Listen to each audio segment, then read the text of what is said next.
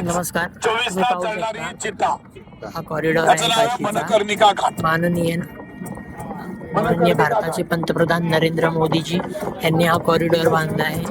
अतिशय सुंदर. इथून जाता येते दर्शनाला. मंदिर पण पाहू शकता. या साईडला दिसतंय बघा मंदिर समोर मंदिर दिसतंय काशीचं.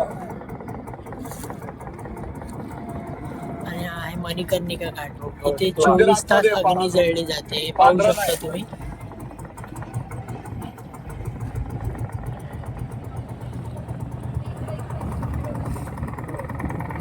बघा 24 हे तास मंदिर पाहू चालणारी शकता चिता. तुम्ही. मनकर्णिका सदैव घाट. पाण्यातच असतं. मनकर्णिका घाट.